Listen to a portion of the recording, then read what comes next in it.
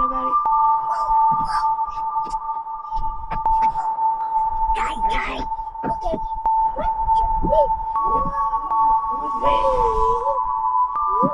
It's wet. It's wet.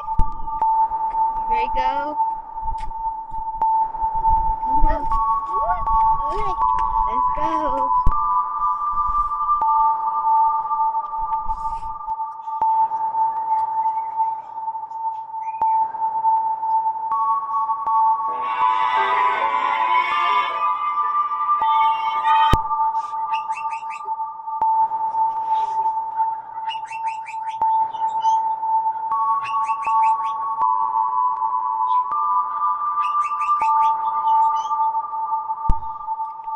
Okay.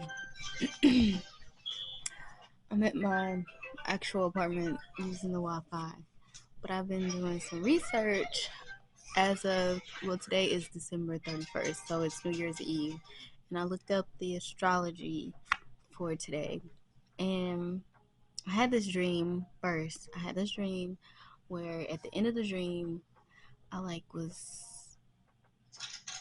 was running from some people. It was some girl that was with me. I was running from some people. It was like a little, I don't know. It was a girl that was with me, and I was running from some people. We were getting away, and like one of them dropped their gun. I ended up getting a gun and like ended up dislodging it and like throwing it at them or shooting them. No, shooting them, then dislodging it. Then we both hopped on a train. Like the train was like, it looked similar to the train in New York, like the subway. So we hopped on a train, and I distinctly remember that I was going to number 12 or something like that. And like in my mind, in the dream, I was saying 12th house. So when I woke up, I'm like 12th house, like astrology. Okay. And I didn't understand it at the time, but we ended up riding on a train, and I was telling the little girl, she was just like, what's wrong? And I was telling her I'm about to turn. Basically, I was about to wake up, and then also that I was about to turn into fire, and I had to leave because if I turn into fire, I would blow everybody up. I don't know what that's about, but hey, maybe it's a kundalini, right? I don't know. Anyways, so I just figured out what 12 mean, the 12th house. So I've been researching the 12th house in Vedic astrology, and this house stands for completion of life cycle, ending, seclusion, solitude, and emancipation. It's the house of loss, liberation, isolation, and decline. It's the house of detachment. It's very significant for people on the spiritual path. It influences ashrams, meditation, the unseen realm, like dreams, emotions.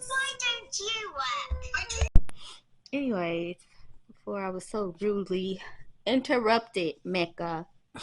Anyways, it's also of materialistic desires, emancipation, misery, waste, source of expenses, divine knowledge, sympathy, unhappiness, endings, blah blah. This house also determines our capacity and willingness to give up these materialistic pleasures. Um, this is the last house represents the freedom of your soul from the shackles of materialistic pleasures and attachments. This house is also about secretive worries, fears, anxieties, inferiority complex, and all other fortunate matters. It also symbolizes, it sheds light on your excessive spending, hidden enemies, plotting on your downfall, and also teaches you to ignore the things that aren't serving your highest purpose. Yeah, I think that's about it. Ambition, and growth is the house of. No, it follows the house of ambition and growth. Okay, anyways, if you got all this feel, whatever, whatever. But basically, what I figured out about this house, because Jupiter, Neptune, and Chiron. So Vedic astrology does not map Chiron, but Western does. So Jupiter is in Pisces, even though sidereal's sidereal, they're saying that Jupiter is not in Pisces. I think they're saying it's in Aries, and Neptune is in Aquarius. But I think in sidereal, they're saying it's in Pisces. So Jupiter is in the nakshatra of Uttara Bhadrapada, and Neptune is in the nakshatra of Purva Purvabhadra. Purvabhadra. Yes. Yes, Purvabhadra. So Jupiter is the guru planet, and Neptune symbolizes. Hold on, because I don't know in Vedic astrology. Anyways, but anyways, what I was looking at was okay. So the nakshatra of Uttara Bhadrapada is um about foundations, found building houses, engaging in permanent stability and structure activities. Its imagery is dualistic. Purvabhadra is its twin, so it also has a dualistic imagery. Um, and that is the 25th nakshatra, and Uttarapada is the 26th. But Purvabhadra is the early blessed one or the highly intuitive one. But and its domain is under Brihaspati, which is Jupiter. But this Purvabhadra is also a cruel sign because this is when wickedness, deception, cruelty, those are when those are more during that Purvabhadra is when those things happen most often, successfully, basically. So what I realized was that because I looked into the mythology of it as well, and um, what was I looking at? Oh, okay. So Krishna, I looked into somehow I ended up on Krishna and Balarama. Um, Krishna is one of the Das avatars of Vishnu. Um,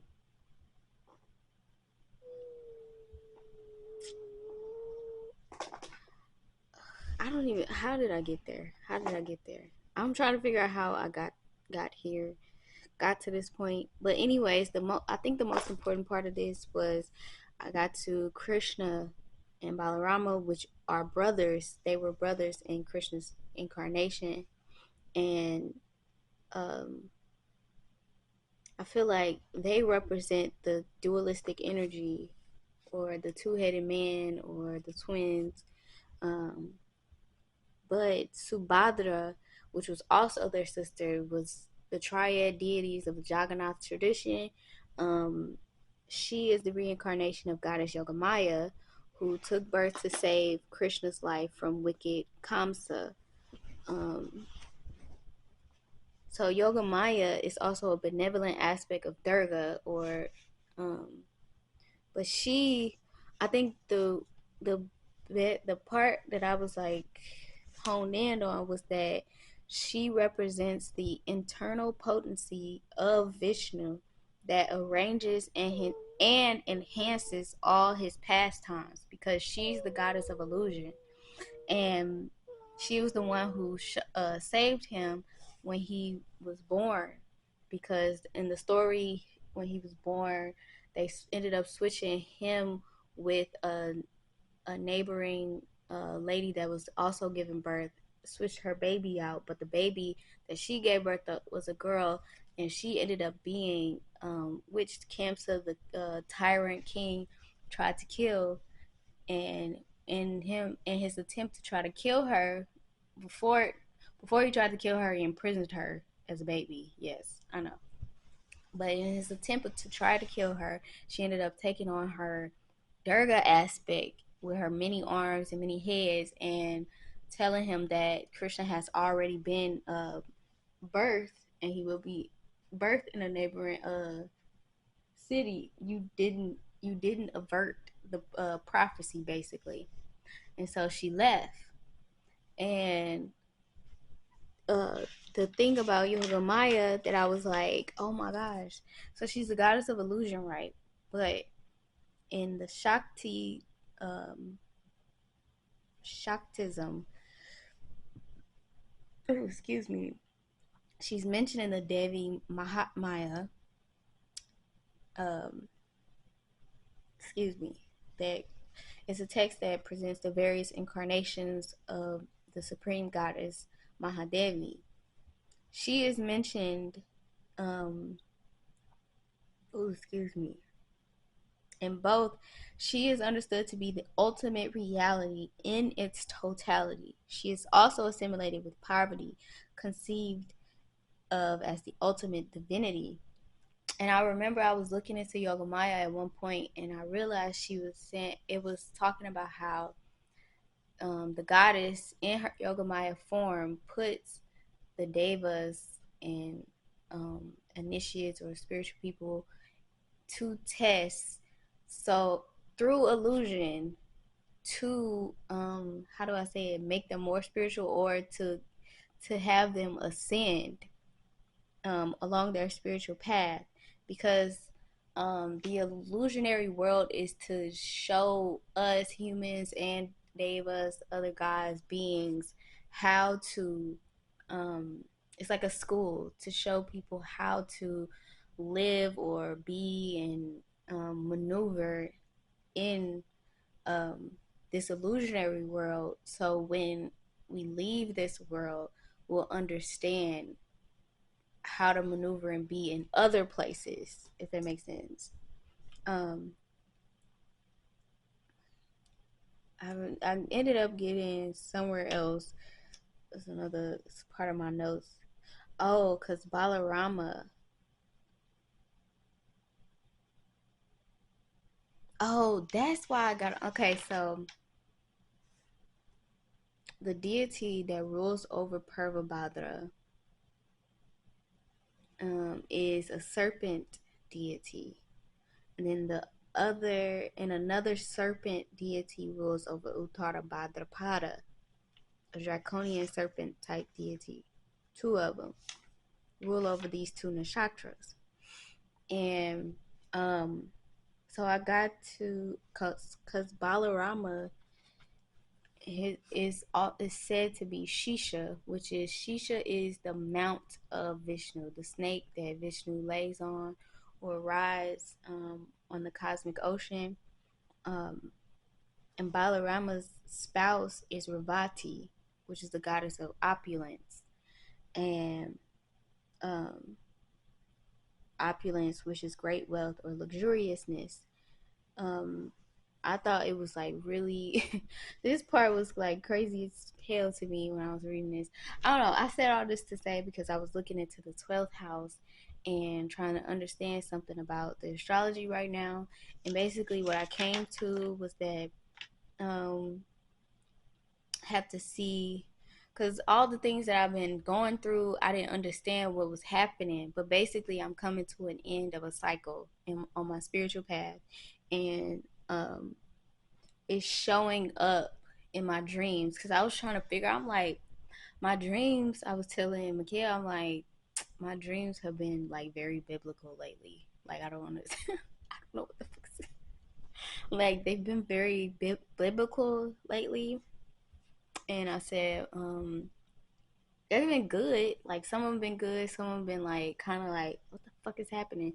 I knew it was all like symbolic, metaphorical, and like I even had a dream about my guardian angel lifting me out of a bad situation, like literally picked me up and carried me out of a bad situation. I remember looking at them like, "Oh, you white," and it was like, "Yeah, y'all always think about angels as being oh no, I said you black," and they was like, "Y'all always thinking about angels being white and shit." Nope.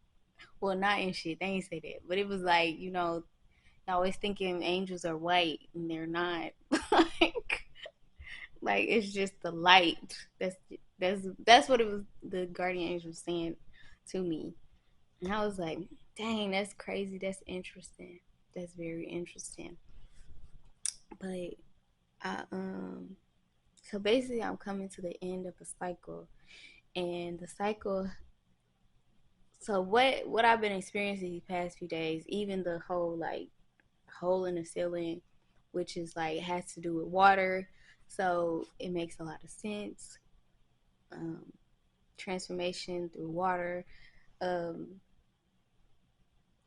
I had to basically free myself because I've been working on my mindset, trying to get out of my mind, but also working on healing my heart as well as balancing my body, if that makes sense. Like I've been balancing the connection between my mind, my heart, and my body, so we can all be like on one accord. Like let's get on one accord. Let's figure this shit out, cause let's go. But anyways, it was like what I came to, which is so simple, but I was like, dang, I really thought it would be like a little bit more elaborate, you know. Maybe if I sit with it a little bit longer, it'll come to me. But basically seeing my situation from a more expansive perspective. What can I do instead of looking at like, oh, I can't do this, I can't do that, and like being more negative about the situation, like, dang, this happened. But instead, like, okay, so like when the water and stuff was happening, I was actually very, very happy. I was listening to music, dancing around. Me and Mecca was playing with his little animals and stuff. We was just dancing and playing and stuff. And the water just started happening. I'm like, what in the world is going on? And I'm like rushing around, but I was trying to make sure I was thinking about what I needed to grab. But luckily, I had already had bags packed because I had went to my dad's house previously because it was freezing. So I had bags already packed. I just grabbed those bags and just grabbed a little bit of toys that I could and like could carry, and just was put on makeup stuff, put my stuff on, and like got out. But I don't know. Anyway, so just having conversations with my dad and other people, and like I was realizing how also this is the part about Chiron. So I'm gonna take into account Chiron, because Chiron to me has to do with like our inner child, or the wounded, like the wounded part of you, which most times most people traumas happen when they were younger or in youth and stuff. So for me, Chiron represents like your traumas, your wounds, the wounded, basically the part of you that needs to be healed or looked at and different. Like that's why so many parents posting on social media about how they're gentle parenting and why they're gentle parenting, why they're doing things differently, because they don't want to perpetuate the same narratives, the same wounds, same traumas over and over again that their parents perpetuated. They have a choice to do something different. And the fact that I have a choice, I'm blessed. And I'm glad I have the choice. And the fact that I understand and know I have to do something about it. So that's pretty much just where I'm at. Just seeing, basically laying all my cards out, seeing what's there, and like execute executing what I can do now based off of what's there, my situation, how I understand it, and like what tools I have available, if that makes sense. So that's the end of my spiel for today. Me looking into the 12th house and looking into the astrology for today. So there's that. Messages. What are pile number twos not seeing during Mercury retrograde in the sign of Capricorn spirit? Clear, concise, accurate messages. Okay. 3 cards fell out. Some of them are going to be trolls. Some of them are going to be hateful for no goddamn reason. And trust me, they do have the time to harass you, okay? A lot of opinions coming at you, and it's really important. You believe